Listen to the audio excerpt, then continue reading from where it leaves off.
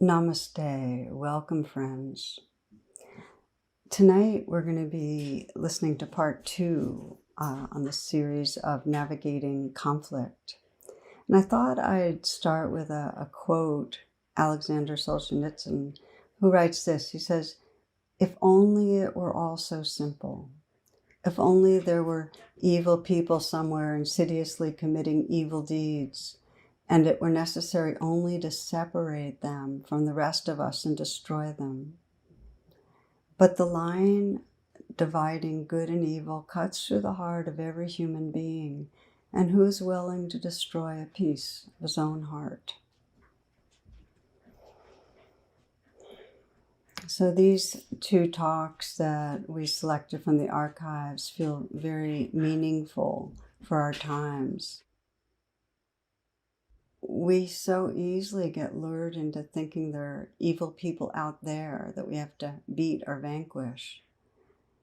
And in our species, the real sign of evolution is this capacity to collaborate, to feel our empathy and compassion.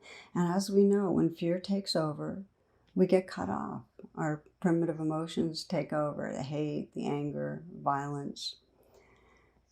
We can get hooked on this and find ourselves always reacting. And you can see this in our personal lives, always kind of reacting with mistrust or hostility, being a naysayer, assuming somebody's out to get you. I remember seeing a cartoon of a dog on a psychiatrist's couch, and the dog saying, "I bark at everything. You can't go wrong that way." So these times call for us to consciously cultivate our capacity to resolve conflict. Just to remember the vulnerability and the goodness in each being, and to find our way to love and understanding. So I hope you enjoy this talk and find it valuable on your path. Blessings.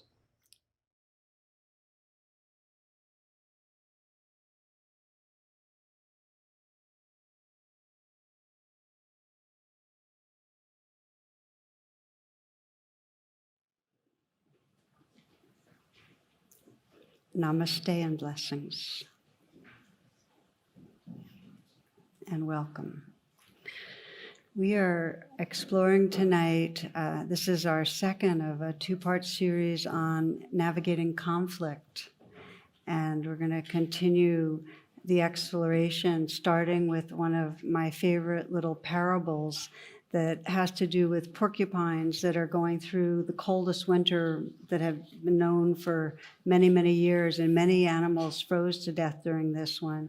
So in an effort to save themselves from this icy fate, they decide to gather together and fend off the chill. And they huddled very close to each other and covered and protected from the elements that are warmed by their collective body heat. But as you can imagine, what happened was their prickly quills proved to be a bit of a problem in that kind of close contact. And they were poking and stabbing each other. There was some wounding going on with their closest companions in particular. So the warmth was wonderful, but the needling became really uncomfortable, and eventually they began to distance themselves one from another, and they scattered in the forest only to, when they were alone, start freezing up, and many of them died. So it soon became clear they had to choose, and they had to choose between solitary deaths in a kind of frigid environment in the wilderness, or the discomfort of being close up but being needled by their companions, by each other's quills when they banded together. Wisely, they decided to return to the huddle, and they learned to live with the little wounds caused by a close relationship with their fellows in order to benefit from the collective heat they generated as a group. And in this way, they were able to survive and flourish. So that's our parable. And you might be thinking for yourself and consider, in this last week or so, did you get needled some anywhere along the line by somebody around you? Or were you needling somebody? Did you invoke or trigger a reaction? And if we're honest, it might not be this last week, but most of us, it probably was, and if we're honest, we do hurt each other. We often aren't aware of each other's needs. We step over not so carefully, step on each other, and don't really notice how much the other is needing to feel appreciated in a certain way, or attended to, or seen, or cared about.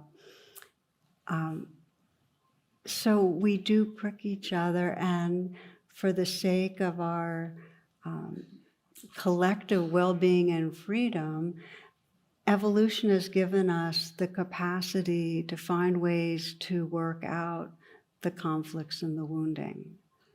It doesn't always happen, but we have that capacity. It's really part of the evolution of consciousness that we can deal with that and wake up in a way actually that brings a tremendous amount of intimacy and understanding and connection. The classic symbol is the lotus growing out of mud, and the saying is no mud, no lotus. That it's not whether or not we're going to have conflict, because the given is conflict. We have conflict with our inner life, and we have conflict with each other. The question is, how do we respond? And that's what we're going to, continue to explore. And the given is that it requires a really deep commitment. It's a training, a willingness and a commitment to be uncomfortable, sometimes to be scared, to be vulnerable, if we're going to work out the conflict in our lives. And we actually have a lot of strong conditioning to do the opposite of that, to run in the opposite direction, to avoid facing conflict whenever we can, or to get locked into the kind of blame that perpetuates hostility.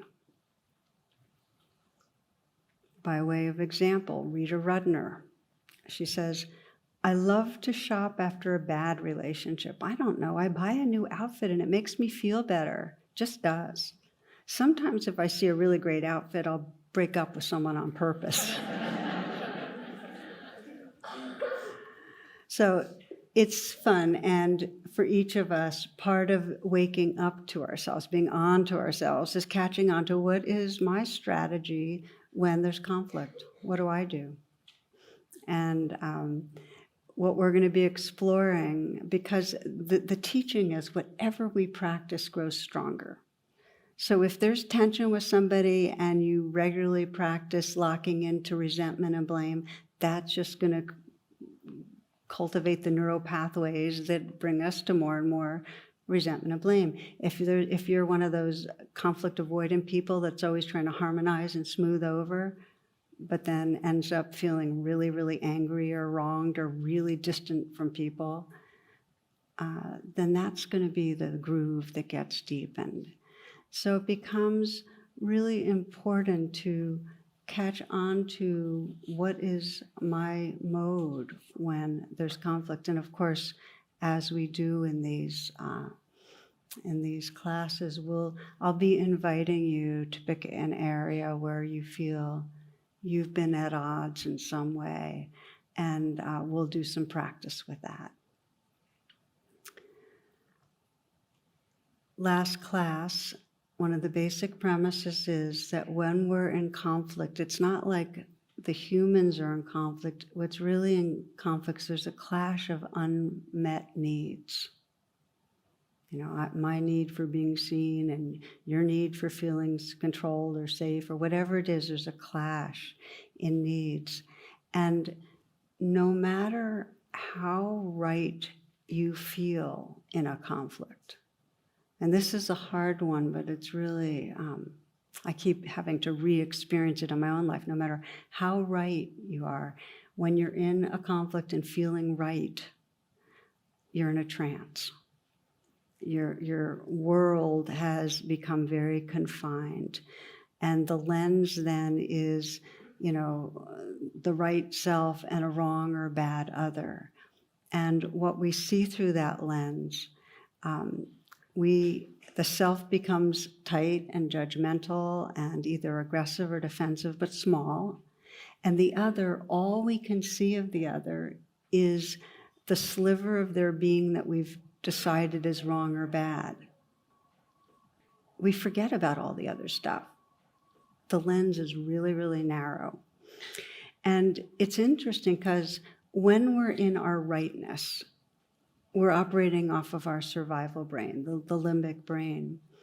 And the thing is that no matter how right we are, we don't like our limbic self.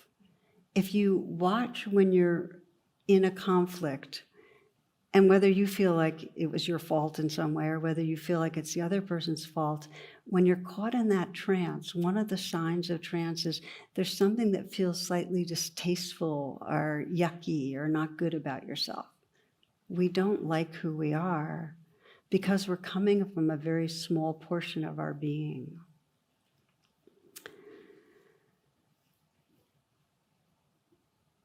One of the things that's always interesting to me is when we're in conflict, the way we take in information, how we're sorting for information to prove our rightness and another's wrongness. And it's always a distortion. So one of my favorite, this is a historical fiction that I think has a really illustrative point in it. And it goes like this.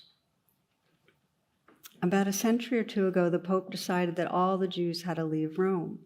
Naturally, there was a big uproar from the Jewish community, so the Pope made a deal.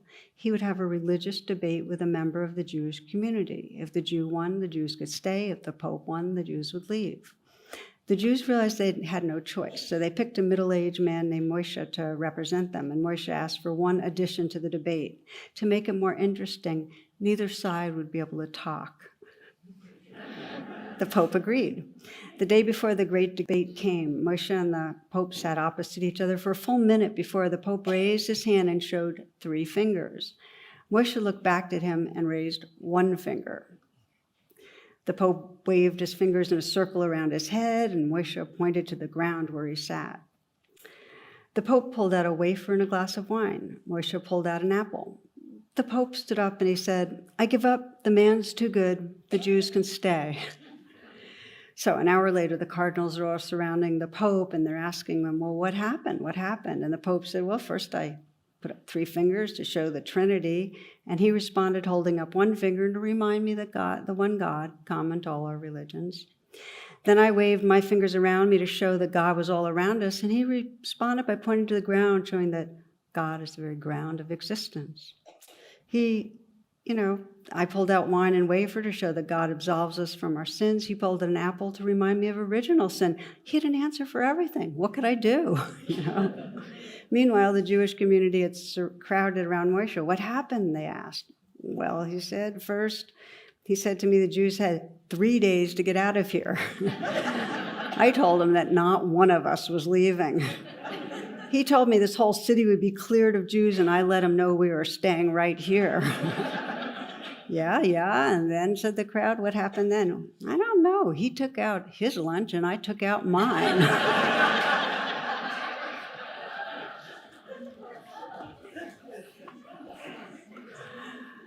So do you see what I mean by a trance? When we're in conflict, we just interpret it our own way. So the trouble with communicating when we're in a trance is that it doesn't lead to understanding and caring. That's the given. If you are caught in your limbic brain, if you're feeling defensive, aggressive, I'm right, you're wrong, if you speak from that place, it creates more distance.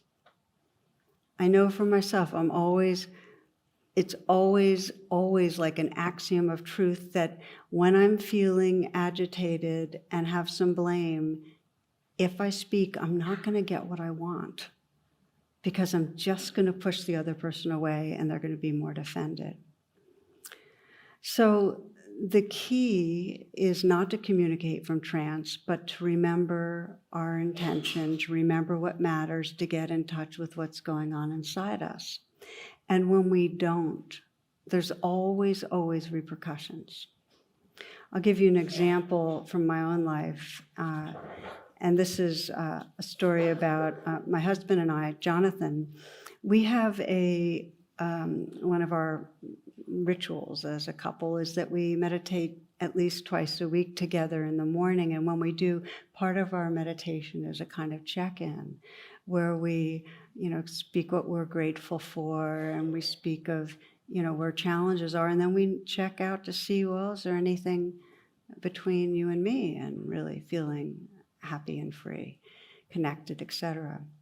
So not as much currently, but back in the day, maybe 5 years ago, 6 years ago, because this is when this event happened, I had a certain tension and a grudge that I felt like I was always more interested in looking at the what's between us thing. It was a little bit of a gender thing, but I always wanted to look at, where is there something we need to pay attention to? And he was always a little bit real ready to harmonize, not so into looking. So that's a preface to say that morning we chatted about everything but our relationship, and he almost forgot that last piece of, how are we doing? So I said, so how are we doing? Now, I just want you to know, I didn't have anything in that particular moment that I thought was going on, but I kind of wanted to put him on the spot a little. So I said, so anything we should be paying attention to? And then after I framed it in this positive, invitational way, I kind of sat back. So I was on my turf, I was good at this part of things. And he started squirming, because he figured there was something I had on my mind. And he was, his fear, of course, he missed something, and I was going to pounce. And he looked at me hopefully, like maybe I'd give him a clue. I was totally silent, So I'm just sitting there. Then he gets that deer in the headlights look, like, oh my gosh, something's really going on. And then he got this mischievous look, and he pulled out his iPhone, and he asked Siri, how do you respond when your wife asks, how are we doing? Within moments, he had an answer, and this is absolute truth. Siri said, you say, I'm okay, you're okay, and this is the best of all possible worlds. Honest to God. The Siri's too good. I mean, what could I do?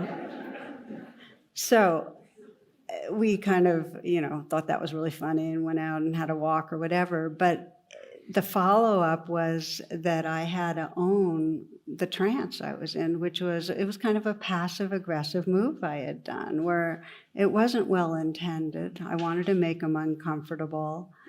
But actually by naming the trance and the patterning, it actually set us on kind of a new ground of a little more space, a little more trust to actually be able to look at what was between us when there was something that had come up.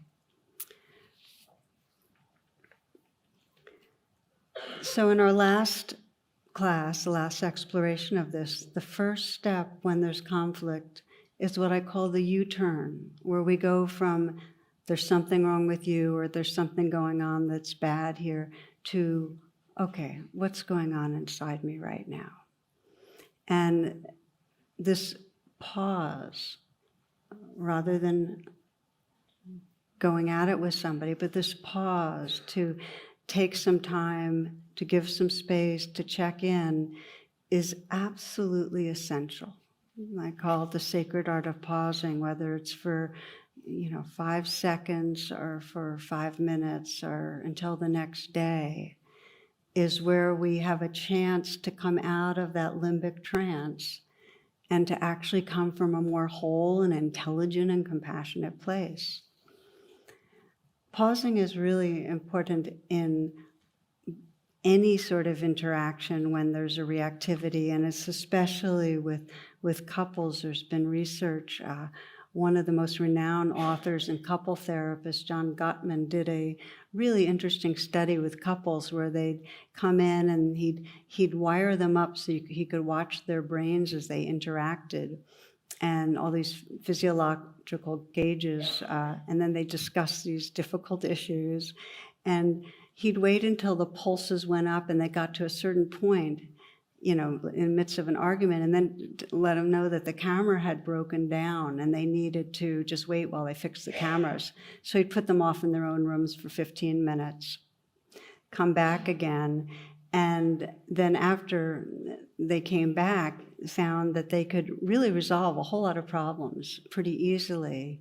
They were entirely two different people because it takes adrenaline about 15 minutes to be metabolized. Now this is a pause without any real intentional kind of meditative process. So imagine you combine the pause, where you just have time to physiologically settle, with making the U-turn and actually becoming more intimate with your own experience. And you can sense that you then can engage from quite a more resourceful place, which is our practice. So that's what we covered last time, was making that U-turn. And when we do, what we're doing is saying, okay, so what am I feeling? Okay, I'm feeling hurt. I'm feeling fear. What are my unmet needs? Well, I have an unmet need to feel like I'm special, like I matter to this person, or I'm respected, or I'm seen. But we get in touch with that so that when we're communicating, rather than saying you're bad, you're wrong, we can say, this is what came up for me. This is the feeling, this is the unmet need. Does that all make sense thus far? Because we're about to take the next step. So the next question is, then how do we go about skillfully engaging with another person after we've made the U-turn?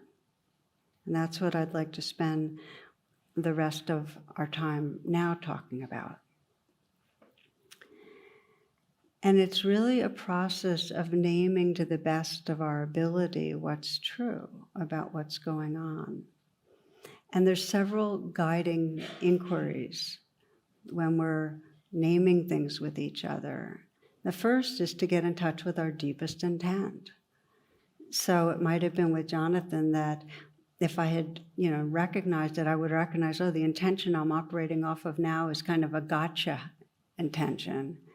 But if I really go deep, I want to be intimate, and unless we pay attention to these things, my fear is that we'll always be a little bit nice to each other, but not really know each other.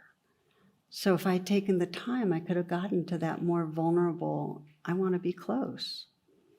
So that's the first inquiry. What's our real intention here? What's the real intention as we are with another person?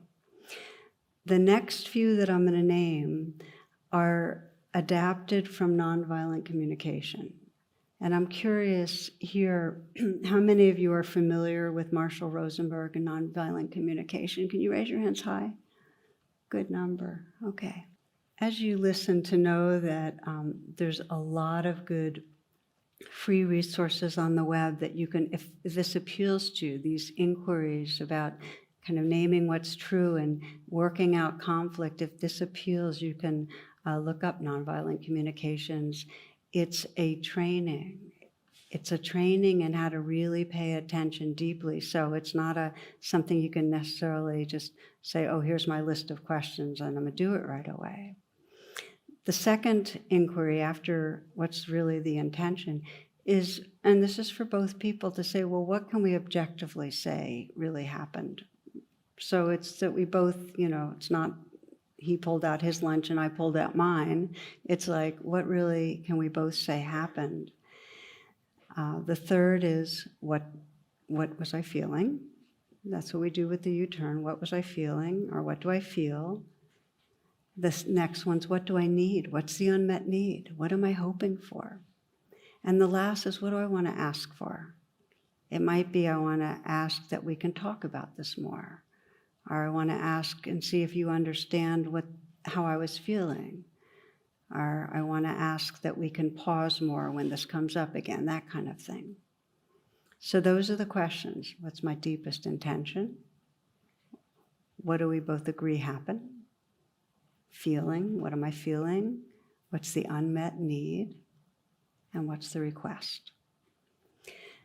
Now, it's ideal if you're talking to somebody and you both take turns with these to mirror back what you're hearing so that the other person gets a sense of being heard. But I want to share an example so you get a feeling, a little more of a grounded sense of how this can work out. And the story I'd like to share with you, this is from quite a while ago, and I think it's in Radical Acceptance. But it was a pretty clear example. And it happens to a lot of partners where one person becomes ill, and then all sorts of issues come up around how the two are working with one person being ill. So I thought that would be a good one. For this couple, their relationship was going downhill and they were thinking of separating. He was a fine carpenter, and on a camping trip, he had contracted Lyme's. His fingers were swelling, his body ached. He was getting way behind on work, really depressed. And so she started taking on more hours of work, working overtime, and had to do all the meals and the cleaning and this and that. So what they could both agree on is that he was getting sicker and they were both getting emotionally reactive. Because basically, when they came, that's what they could agree on. And what their intention was to see if they could reconnect. Okay, that was their intention. So when these inquiries, okay, what are you feeling? For her, she was saying, I feel completely unappreciated by you. I'm trying so hard to make up for things, and I feel like I'm never enough, that I'm not doing it right, and you actually treat me like I'm not caring, but I'm trying really hard, and so I feel really unappreciated. And his view was that she begrudged the whole situation, that she was blaming him for being sick, and that she was angry about it, and she was angry that he couldn't do his share. So that's the setup, that's where they both were. I had them each do their own U-turn so they could get in touch and then share what the actual feelings were. For him, under his anger, shame, frustration, impotency, loneliness, fear about the future, and his unmet need was to feel worthy and empowered and secure. And what he wanted was, please trust I'm trying to do as well as I can. And for her, underneath the unappreciated was feeling helpless. She said, I love you and I can't make you feel better. And I don't know if it's going to work out. I don't know if you're going to get better. And what I need you to do is to trust I'm caring. So I'm giving you an example of them. They responded to these questions in a way that, rather than blame, went to vulnerability. And that created a receptivity to each other. And they stayed together. And it was really, really hard because she very quickly would go into feeling like I'm doing stuff and I'm not appreciated, and he'd feel ashamed, but they had a way to talk about it.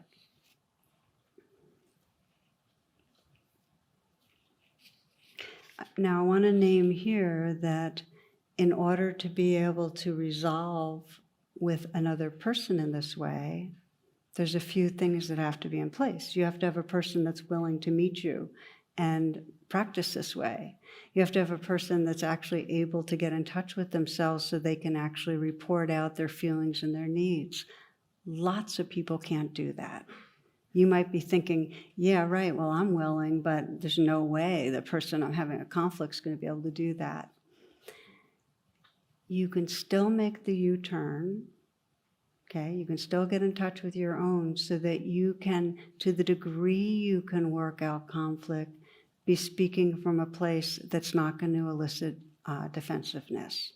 So you can do degrees of this. There's another thing that many of you might be thinking, because I know the feeling, which is when I'm in conflict, it feels in a very specific way scary and threatening to try to begin to work out something. Because once we feel we've been hurt, there's a fear we're going to get hurt again. So I want to first say that, again, for two people to engaged in this more evolved way of processing, they both have to be willing to practice it. They have to be willing to do it. There has to be a safe enough container, or it is dangerous. It will feel like you could be vulnerable and say, here's my feelings, here's my needs, and get completely slammed, right? So here's the thing. Again, we have to practice the full U-turn and then use our intuition to how much we can communicate. Thich Nhat Hanh has an interesting way that of languaging this. He says, when you get triggered and you're angry, pause, breathe, walk, do the U-turn, embrace your anger, sense what's going into what's inside you, look into its nature. And then if it's still there, then you have to communicate. But here's what he advises for communication. 3 sentences. I'm suffering and I want you to know it. In other words, I have these feelings and unmet needs. I want you to know it. I'm doing my best. That's the intention. And please help. Please join me in paying attention to this. So he calls this the language of true love. And he encourages you to write down these 3 sentences. I'm suffering and I want you to know it. I'm doing my best. Please help. Can you hear the spirit of the language and sense that it's 100% responsible? It's not saying it's your fault. It's not saying I'm relinquishing responsibility. It's just saying, can we look at this together?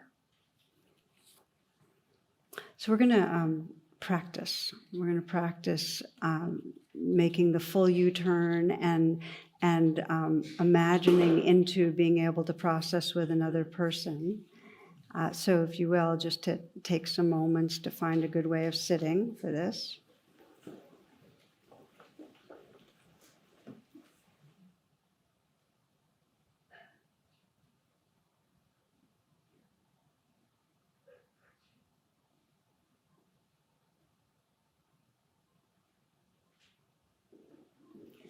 And to bring to mind a situation with somebody, if you imagine the porcupine, somebody that's close.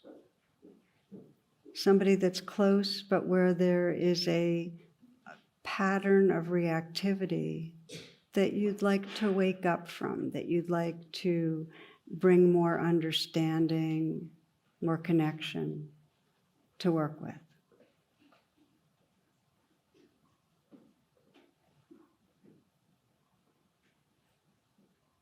Could be a friend, a sibling, a parent, a child.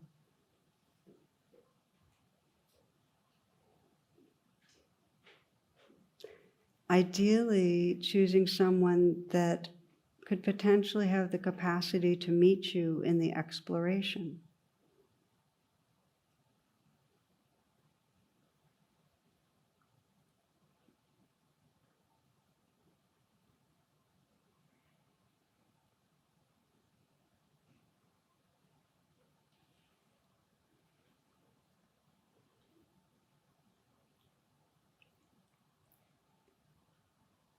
To some situation where you feel some blame or resentment, where there's some prickling going on with someone close.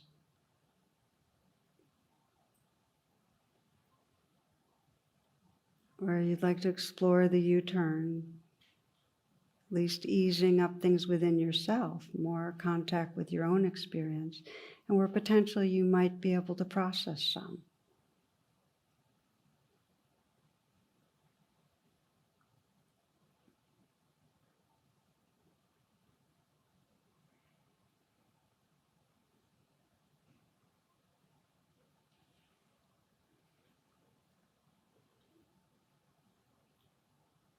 And let the attitude be, how honest can you be right now with yourself? So you can sense, Okay, if you were going to describe the situation, what would be the bare bones description that's objective and honest?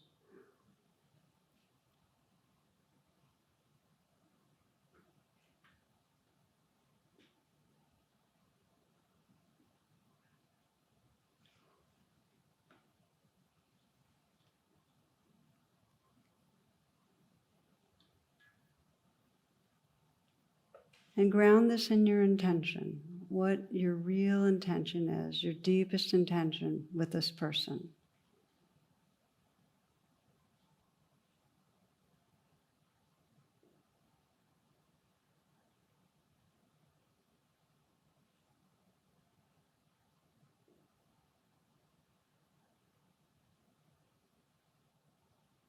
Is it to understand each other better, to have more loving connection, more spontaneity?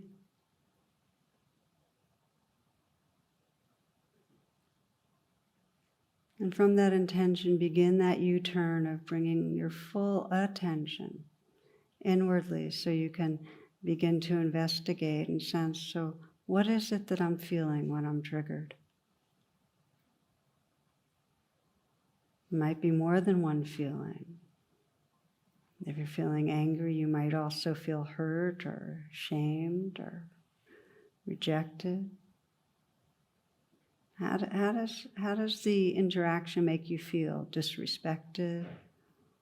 Not seen?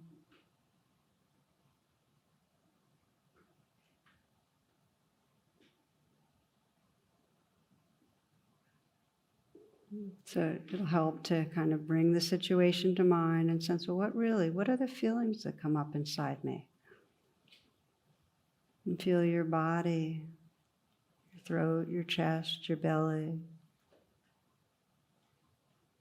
Sometimes it helps to even take a posture that expresses the feeling that comes up when this is being triggered, so you can really get in touch with it. You wouldn't be blaming unless there wasn't some feeling underneath, some form of vulnerability.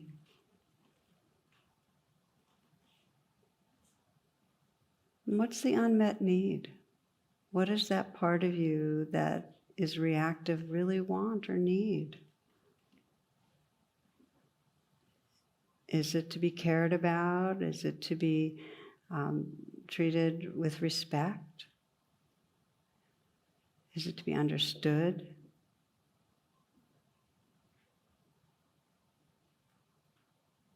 Be appreciated, accepted? To sense the need.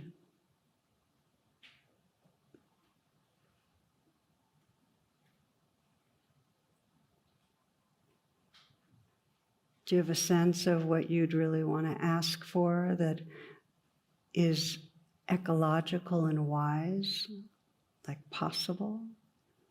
Do you want to ask that this other person spend more time talking or show you that they understand in some way?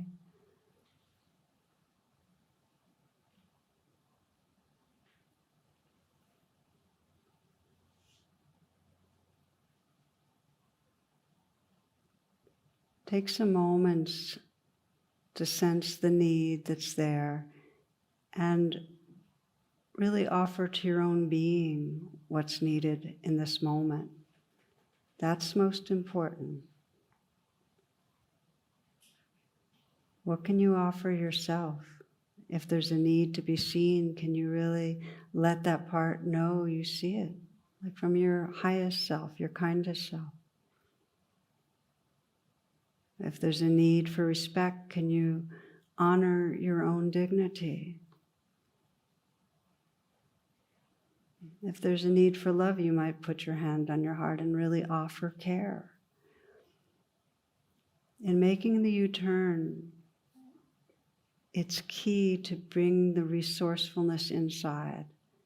You'll be in a much better position to relate to the other person if you've brought love and respect and understanding to the part of you that's reactive. So take some moments from your highest self, from your wisest self, to offer inwardly what's most needed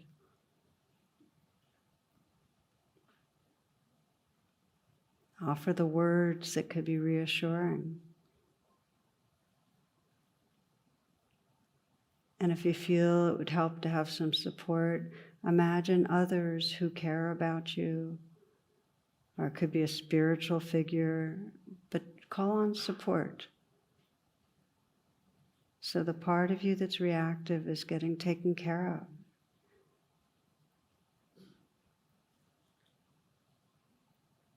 The more deeply you resource right now internally, the more possibility of finding connection with the other person.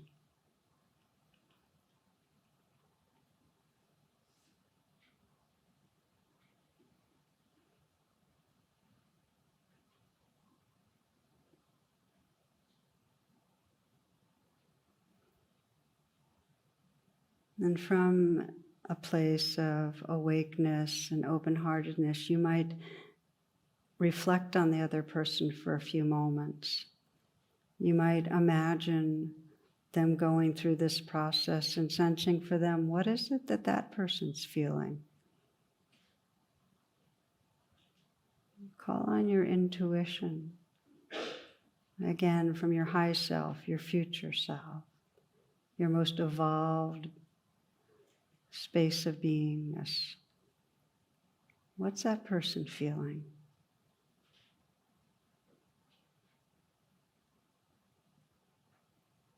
What might that person be needing that would calm or soothe or heal the upset in that person?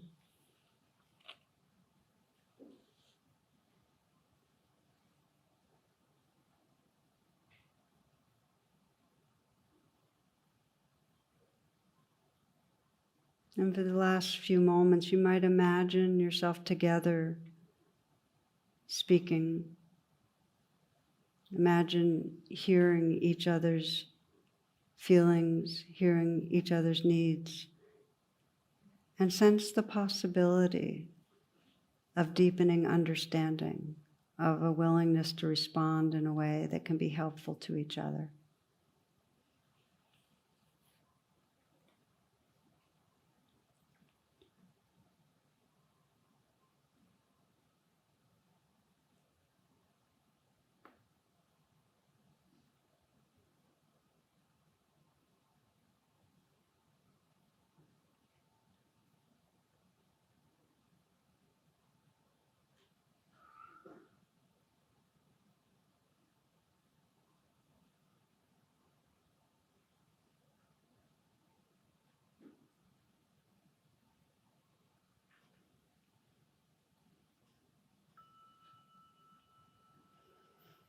Knowing that you can continue on your own with this practice, and that it's, again, a life training to be able to process within ourselves and then bring it in and communicate with others, that it takes a lot of practice and a mutual commitment. So there really is a safe container, but you can take steps. You don't have to wait.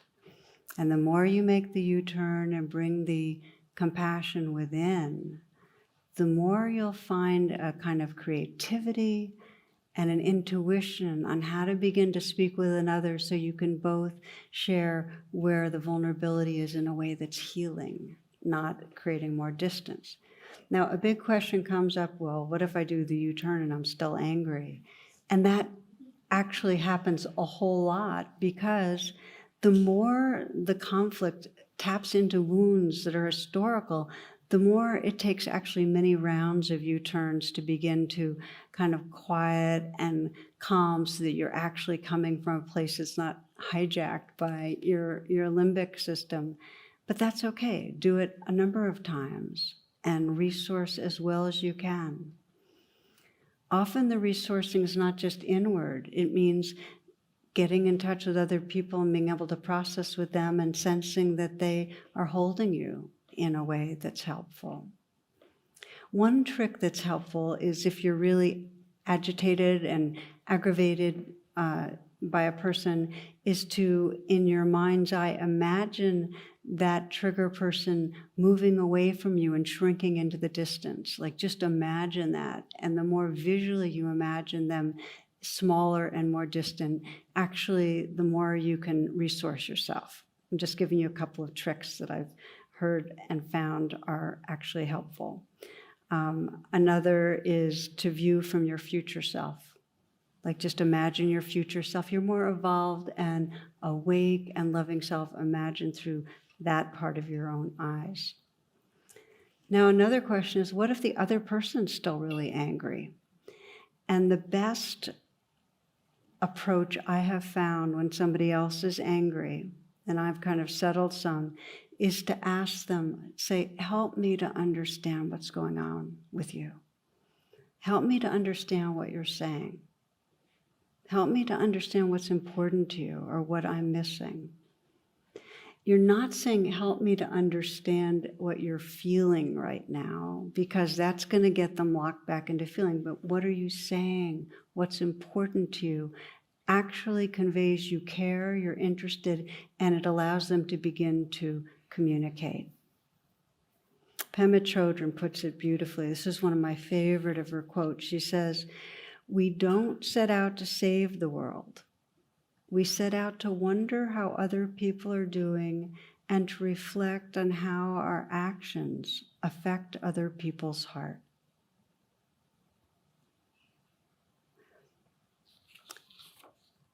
We started last class with a frame of what it means to be 100% responsible. That when there's conflict, when there's blame, when there's wounding, there's a true empowerment to say, okay, I'm 100% responsible for my experience. Whatever a person does. Now, if they're being abusive, that doesn't mean you don't set boundaries or get away. You're 100% responsible to take care of yourself. But blame, any moment of you're bad and you're wrong, takes away from your own empowerment. If you want to feel a sense of your own strength and resourcefulness, 100% responsible. And there are two ways that can take expression that I want to close with naming that both have felt really, really important in my life. And the first one is the power of apologizing. Every one of us hurts other people at times. And apologizing is super powerful, both in offering, what it does for you to offer it, and also in receiving. There are 3 steps to apologizing, and these are neatly summed up. I want to give you the author's name, Beverly Engel. I like the way she does this, the 3 R's. The first is regret. That's a statement of regret for causing harm. Second is responsible. That's 100% responsible. I accept my responsibility for my actions. And then the third is remedy, some statement of willingness energetically or actively to remedy the situation.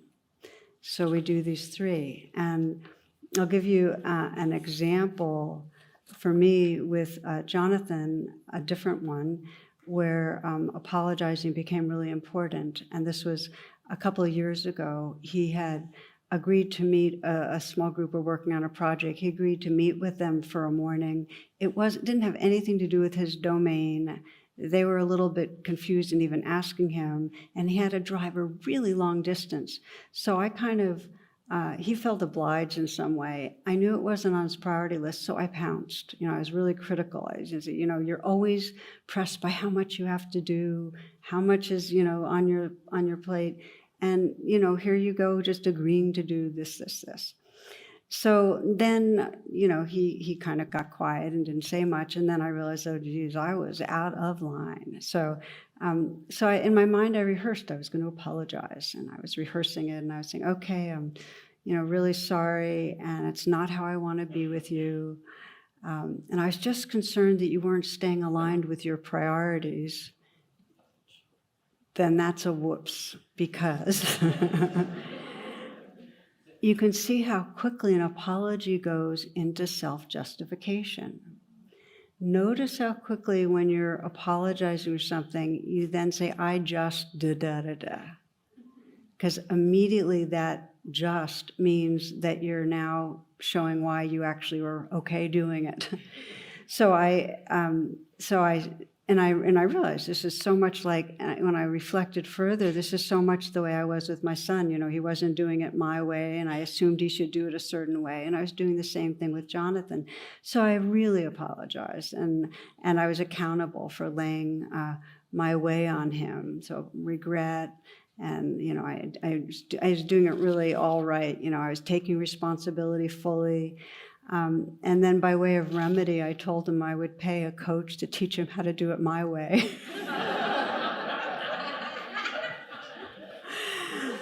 We goof around a lot, but he liked that. That was okay for us. But so I want to just say that apologizing is super hard, because we have come up rubbing against our pain about feeling imperfect. And we all feel like a lot of pain around being imperfect. And yet, if you can apologize, what happens is it breaks down that identification of that I've done something wrong and I'm bad. We're coming from a larger place. It frees up our identity. And it's deeply healing to the other person. I want to read you a story that Beverly Engel tells about this. She says, "When I was 35 years old, I divorced my mother. I felt that under the circumstances, it was the only thing I could do. I'd long felt that she had damaged me with emotional abuse while I was growing up, and during my adulthood, she continued to treat me in ways I didn't like. I became so emotionally and physically stressed when I was with her that it affected my health. So I made the difficult yet necessary decision to stop seeing her. That estrangement lasted 3 years. She says, I wrote a book titled Divorcing a Parent. I told about the experience of divorcing my mother and encouraged others in similar situations to consider doing the same. Then one day the phone rang. When I picked it up, the person on the other end of the line said, 'I'm sorry.' It was my mother. Waves of relief washed over me. Resentment, fear, and anger drained out. Much to my surprise, those 2 simple words seemed to wipe away years of pain and bitterness. They were the words I had been waiting to hear most of my life. I knew that it had taken all the courage my extremely proud mother could muster to say them, so I didn't have to belabor the point. The important thing was that she was saying she was sorry, something she had never done before.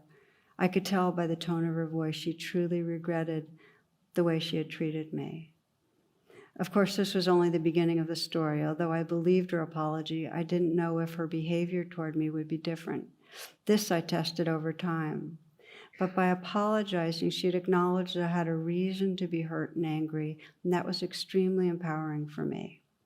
Apology has indeed changed my life. My mother lived only 3 more years, but she was able to offer an apology, and because I was able to accept her apology, we were closer in those 3 years than we had ever been. Our time together was extremely healing for both of us. So I close with this story because sometimes we know that we've been off, and it's ours to become big enough. And by big enough, I mean really open beyond our small self that wants to be right and doesn't want to be wrong, to extend an apology. It's really freeing and enlarging. And as this story shows, it can be incredibly healing for the person receiving. We're talking in these classes really about evolving our relational consciousness. There's no way to do it without coming up to the edge of where we feel really uncomfortable. And if there's a lot of trauma, we have to be really gradual. But the invitation is, each one of us in our lives, we're going to be pricked, we're going to be needled, and we're going to feel pricked and feel in some way that somebody's wrong. And each one of us has the potential to let that be a place of waking up, to really free ourselves from being the victim or the aggressor, to wake up to a bigger space that really wants to connect and understand. So with this, I invite you to a final, taking a final few moments.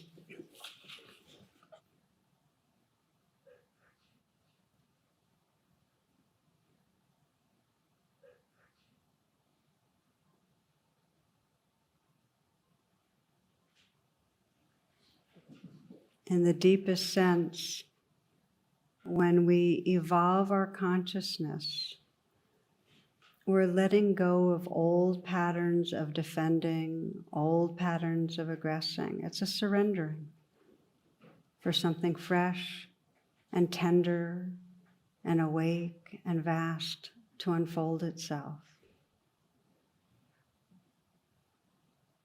So you might, as we close, again bring to mind some place where you feel at odds with someone.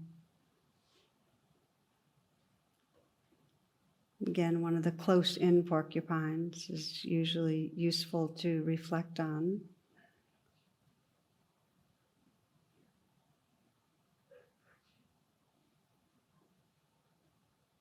You might ask yourself, who would you be if you're not making the other wrong, you're not making yourself wrong? Just surrendering the stories of wrongness.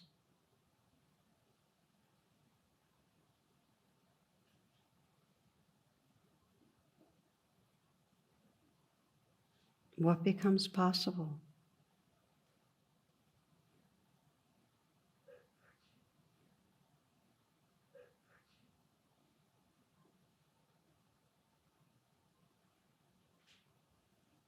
The poet Rumi writes, "Very little grows on jagged rock. Be ground, be crumbled, so wildflowers will come up where you are. Be ground, be crumbled, so wildflowers will come up where you are. You've been stony for too many years. Try something different. Surrender."